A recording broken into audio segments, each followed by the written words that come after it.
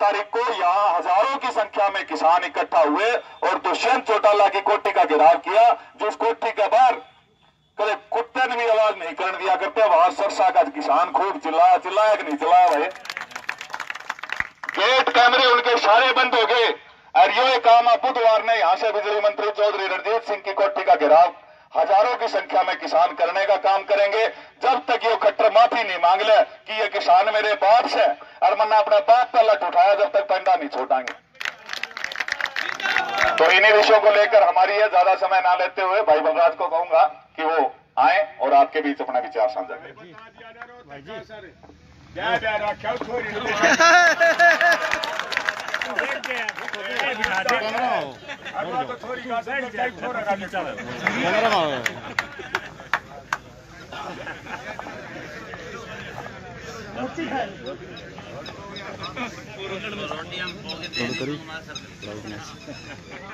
यहाँ मौजूद कर्मयोगी और मेरे अन्नदाता, मेरे पिता तुल्य बुजुर्गों, युवा साथियों, पत्रकार छायाकार मित्रों, आप सभी को बलराज कुंडू की राम राम।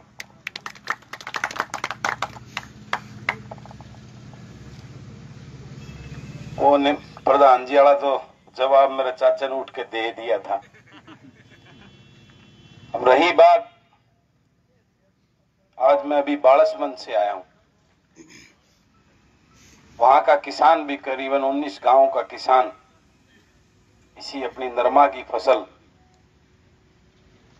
में जो बर्बादी हुई है उसके मुआवजे के लिए वहां धरना लगाए बैठा है। मुझे बड़ा दर्द होता है जब भी मैं इन धरना प्रदर्शन में जाता हूं। और अब आप लोगों का प्यार से प्रदेश में पता लगा कि वाकई में ही किसान का बेटा है और धरातल पर वो सारे काम किए हुए हैं जो एक किसान का बेटा करता है, और उस मिट्टी की और उस मेहनत में जो पसीना आता है उस पसीने की खुशबू को जानता है। तो मुझे बड़ी टीस होती है इस बात पे कि हरियाणा प्रदेश जिसकी 70% आबादी किसान व कृषि से जुड़े हुए व्यवसाय के लोगों से है, और उस प्रदेश का किसान आज दर दर के लिए टेंट लगाने पड़ते हैं उसको। मैंने विधानसभा में आपका प्रतिनिधि होने के नाते सभी विधायकों से ये सवाल पूछा था। मैंने वहां प्राइवेट बिल दिया, ये 3 काले अध्यादेश जो सरकार उन पूंजीपतियों के लिए लेके आए हैं, क्योंकि आज देश की जीडीपी 29% नीचे आ चुकी है और हमारे कृषि क्षेत्र की आज भी 4% ऊपर है। आज इस देश की अर्थव्यवस्था को जो दबे हुए है वो मात्र कृषि क्षेत्र है हमारा, जिसको आप खून पसीने से कर इस देश और प्रदेश का पेट भरने का काम करते हैं। अब उन बेईमान बड़े बड़े पूंजीपतियों की निगाहें आपकी इस खेती पर पड़ गई है। उन्होंने ये 3 अध्यादेश बनवा दिए हैं। इस देश के जो बड़े अडानी, अंबानी और इसके 5-4 जो ग्रुप हैं, उनकी निगाह आपकी जमीन पर, इसकी खेती पर आ गई है, कृषि पर आ गई है कि ये किसान इसको कैसे कर रहा है, ये तो हम इसको बिजनेस के रूप में करें और इस किसान को अपना मजदूर बना के इससे काम लें। और उसी के मद्देनजर ये 3 अध्यादेश, पहला जिसके अंदर वो खरीद की एमएसपी की बात आती है, उसमें कहीं जिक्र नहीं है उस एमएसपी का। उसमें यह जिक्र है कि किसान अपनी मर्जी के भाव तय करेगा, उसको फायदा होगा। ये बीजेपी वाले नंगड़िए बोलना है था। वहां होगा क्या? या छोटा किसान 2 ट्रॉली लेके मंडी में जाएगा, अपने नजदीक का जाएगा, बेंगलोर मद्रास में थोड़ा ना बेचने जाएगा या लखनऊ बेचने जाएगा। वो मंडी में जाएगा और वो जो व्यापारी, जो बड़ी कंपनियों के वहां लोग बैठे होंगे, वो कह देंगे हम तो को नहीं खरीदते। तो क्या करेगा किसान? 2 दिन बैठा रहेगा, 3 दिन बैठा रहेगा, चौथे दिन सरेंडर कर देगा, ले लो जिस रेट में लेनी है। यही तो होने वाला होगा ना। तो ऐसे किसान को बर्बाद करेंगे। उसके बाद भंडारण करेगा वो आपकी कम रेट में खरीद कर अपने वेयर हाउस, बड़े बड़े गोडाउनों में उसकी आपकी फसल, जो आप दाल चावल सब्जी चीनी जो भी पैदा हो आपके उससे होती है, उसका भंडारण कर लेगा। किसान के पास वो सुविधा नहीं है। किसान तो अपने घर में महीना 20 दिन 2 महीने का रखता है। उसके बाद वही किसान उसको खरीदने के लिए उस पूंजीपति के पास जाएगा, और जो चीज 10 रुपए में आपसे वो खरीदी है उसने, वो 200 रुपए में आपको वापस बेचने का काम करेगा। ये है वो अध्यादेश। फिर कॉन्ट्रैक्ट फार्मिंग, उसमें आपके साथ कॉन्ट्रैक्ट करेगा। अंग्रेजी में कॉन्ट्रैक्ट होंगे, बड़े बड़े वकील आएंगे, उनके महाराणा आएंगे तो समझ में को नहीं आवा, तुमने बका देंगे इसमें क्या लिख रखा है। उसमें नहीं लिख रखा है कि आपका जो ये एग्रीमेंट होगा इससे वो लोन भी ले सकता है। ये आपको पता नहीं इस बात का। और वो आपकी जमीन को बैंक में गिरवी रख के हजारों हजारों करोड़ के लोन भी लेंगे वो बड़े पूंजीपति बैंकों से। और जब नाड़क रसाई ना आई तो वो भाग जाएंगे उल्टे बम्बीर, तुम ढूंढते हैं और थारी जमीन पर कब्जा बैंक करेगा। ये है उस अध्यादेश में। मैंने वो प्राइवेट बिल दिया, उसमें मैंने यही तो कहा था कि जो एमएसपी रेट है उस पर कानून बना दो कि उस तक कम कोई खरीदेगा, उसके ऊपर जो है ना कानूनी कार्रवाई होगी। उसमें यह कर दो कि जो अगर वो पूंजीपति, वो बड़ा व्यापारी अगर वहां फसल खरीदने से मना कर दे तो सरकार गारंटी ले ले, सरकार खुद खरीद देगी। उसमें जो वो पूंजीपति जो फसल को खरीदेगा तो सरकार किसान के पैसे की गारंटर बन जाए। जब 15 दिन में वो ना देते तो सरकार उसने पैसे देगी किसान को। कोई गलत लिखा था कि उसमें? मैंने उसमें यह लिखा था जो पूंजीपति 10 रुपए की चीज खरीद के 200 रुपए में ना बेचे, उसका रेट निर्धारित कर दो। वो 10 रुपए की चीज ठीक है अपना वो ले, गोडाउन उसके वो कोल्ड स्टोरेज में उसमें रखेगा, उसका खर्चा होगा, उसके वो करेंगे। तो 10 रुपया की चीज ने 20 रुपया में बांट दे, उसका रेट निर्धारित कर दो, किसान को और सबको लूटने का काम ना हो। गलत लिखा था क्या मैंने?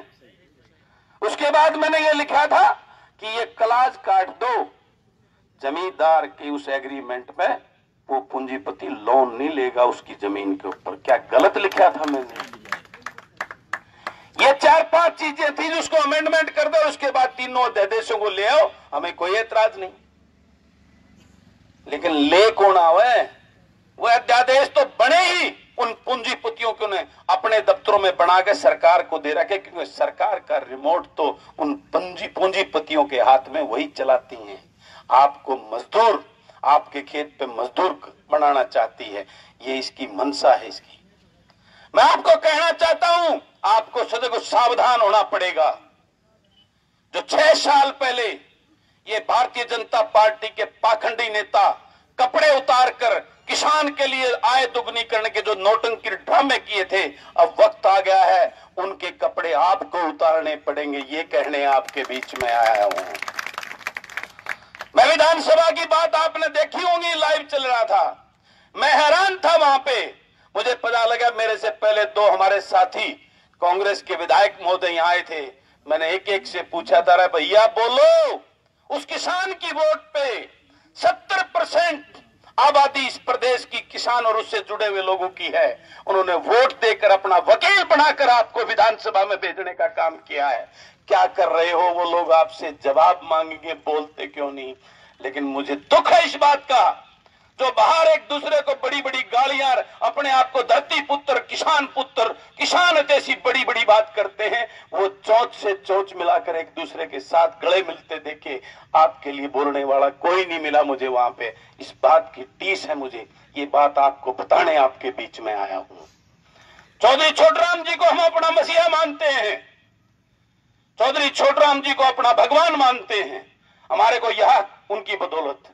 मैं आपसे पूछना चाहता हूं, वो कैसे दिया उन्होंने? वो तो एक गरीब किसान के बेटे थे। वो हक उन्होंने इसलिए दिया कि उनकी कलम में किसानों ने पावर और ताकत दी थी। उस कलम की ताकत पे आपको यह अधिकार देके गए थे चौधरी छोटूराम जी। मैं आपको इसी बात के लिए आपको सावधान करने आया हूं। अगर आप भी नहीं जागे और उस चौधरी छोटूराम की उस बात पे कि अपने पराये की पहचान कर ले भोले किसान, तो आपका भला होने वाला नहीं है। आपके बच्चों का भविष्य बहुत अंधकार में है। इस बात की चिंता करने का समय आ गया है।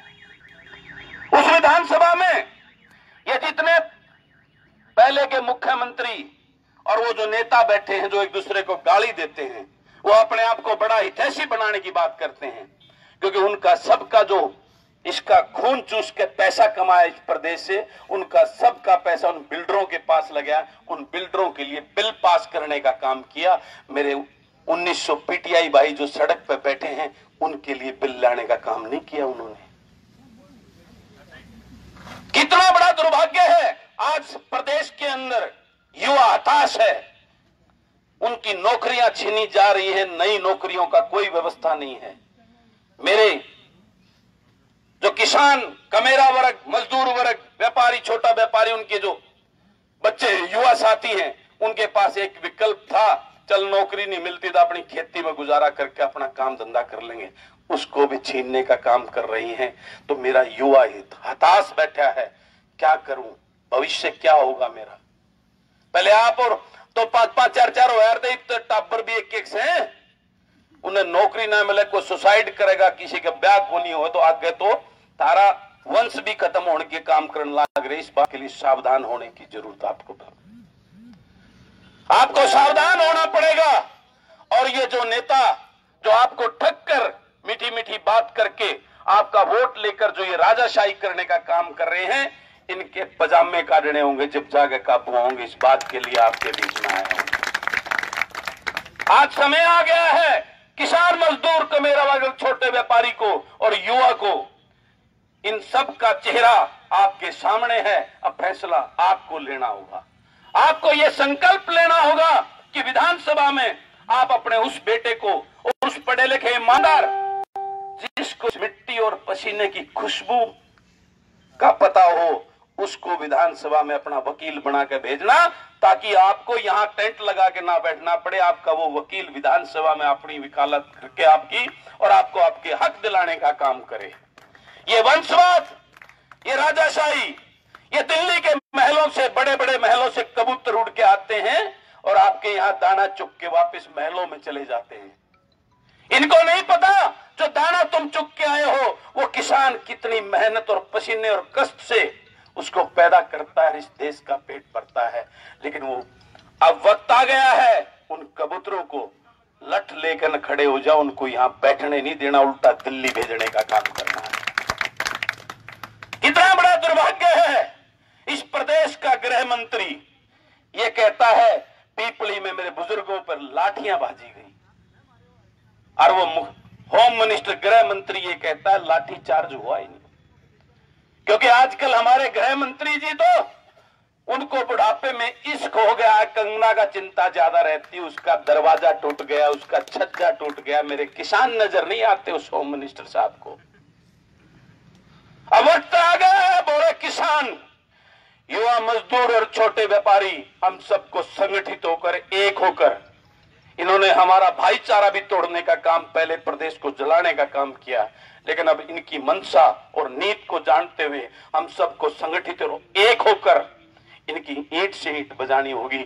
इसलिए मैं आपके बीच में आया और अब सबके साथ पूरे प्रदेश का किसान, मजदूर, छोटा व्यापारी ये ऐलान करे, उसकी पहली जो चोट सबने जाकर वहां बड़ौदा में इस मनोहर लाल खट्टर को ठोकने का काम करना है आप सबने। और मैं वादा करता हूं, आप लोग ये संकल्प लेके चलो, हरियाणा बचाओ, खट्टर भगाओ और देश बचाओ। निश्चित रूप से आप इसमें कामयाब होंगे। आपका ये बेटा है, आपका भाई आखिरी खून का कतरा इसके लिए आपके लिए बहाने को तैयार खड़े आपके सामने। मैं यहाँ कोई नेता बनने नहीं आया हूं, मैं तो सिंगल वन मैन आर्मी हूं, ना कोई पार्टी है ना वो है। मैं आप किसान का बेटा, कोई नेता एमएलए नहीं, एक किसान का बेटा, आपके दर्द को समझकर आपका समर्थन करने आपके बीच में आया हूं। तो आपको मैं ये कहना चाहता हूं, अब बहुत हो गया ये टेंटों से भीख मांगने से नहीं। अब वो किसान का हथियार व जेड़ी है, वो लठ हाथ में लेके आगे बढ़ो, उसके बाद अपना हक हमें खुद लेना आता है, इस बात की परवाह करो। चौधरी छोटूराम जी ने कहा है, जब और कोई नाराज होता है तो वो कानून तोड़ता है, लेकिन जब किसान नाराज होता है तो वो कानून भी तोड़ता है और सरकार की पीठ भी ठोकता है, उसको भी तोड़ने का काम करता है। इस संकल्प को लेके हमें चलना होगा।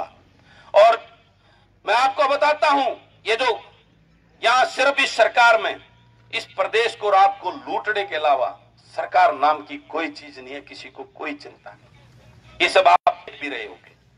आज किस प्रकार से आप यहां बैठे हो, आदमपुर में बैठे हैं, उधर तोशाम में बैठे हैं, दादरी में बैठे, जो नरमा की फसल बर्बाद हो गई है, लेकिन कोई आया? कोई नहीं आया ना। क्यों नहीं आया, इस बात का पता आपको? आपका जो बीमा किया, जो पहले 600 रुपए में होता था, अब 1600 रुपए में किया है, उसकी कंपनी कौन सी है?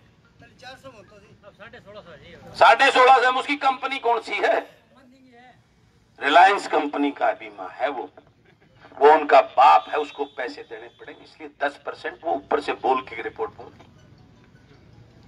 ये 10% की रिपोर्ट, क्योंकि वो कम होगा तो बीमा कंपनी कह देगी इसका तो हम देंगे ही। और आगे ये 3 अध्यादेश आने के बाद में खरीदार भी वही होगा, बीमा करने वाला भी वो होगा। तो आपका क्या होगा, इस बात की चिंता करने का समय है।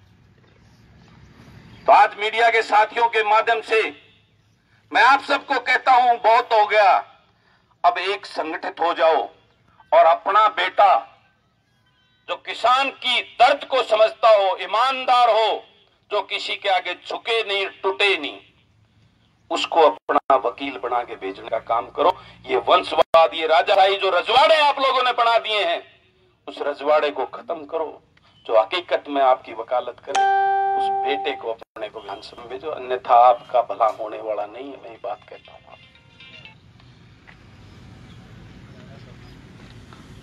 आपने सबने देख लिया होगा, अब सबका चेहरा आपके बीच में आ रहे होंगे, आपके साथ रोज अपने बड़े बड़े ड्राइंग रूमों में से एसी कमरों में बैठकर प्रेस नोट जारी कर रहे हैं, हम ये करेंगे, 3 अध्यादेश लागू नहीं करेंगे, उसमें ये करो। किसान दे रहे ना, दे रहे हैं ना। लेकिन वहां पीपली, जब उस बुजुर्ग की लाठियां पड़ रही थी, वहां कोई पहुंचने के लिए नहीं पहुंचा। वहां पे उस किसान के साथ खड़ा नहीं हुआ जो सड़क पे पिट रहा था। एक 80 साल का बुजुर्ग, उसको बेटे को बाप से पिटवा दिया, बाप को बेटे से पिटवा दिया, भाई को भाई से पिटवा दिया। क्योंकि वो पुलिस वाले कौन है? वो किसान मजदूर के बेटे हैं, नेताओं के बेटे पुलिस में नहीं है। तो इसका बदला, वो एक एक लाठी जो उस किसान पे पड़ी है, उसका आपको बदला लेना है, भूलना नहीं है। इनके दिमाग में ये चीज है कि 60 से 90 दिन की मेमोरी है इनकी, तो भूल जाएंगे, फिर मना ली हुई।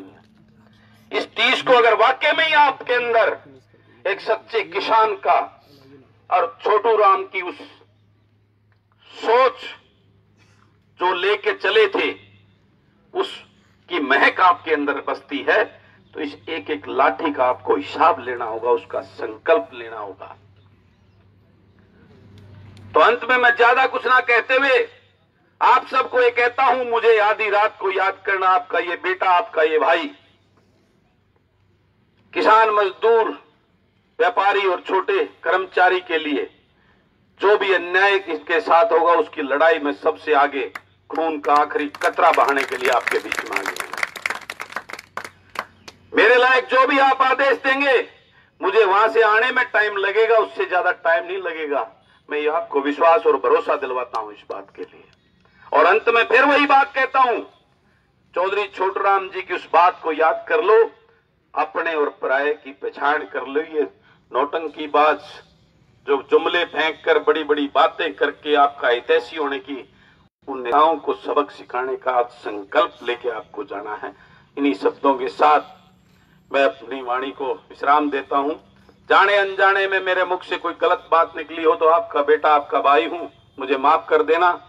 लेकिन मेरे दिल के जो भाव थे, जो मेरी आत्मा की, एक रोती हुई आत्मा की जो आवाज थी, वो मैंने आपके सामने रखी है। इन्हीं शब्दों के साथ आपका बहुत बहुत धन्यवाद। आप सब ने जो मान सम्मान प्यार मुझे दिया, उसका मैं सदैव ऋणी रहूंगा। धन्यवाद।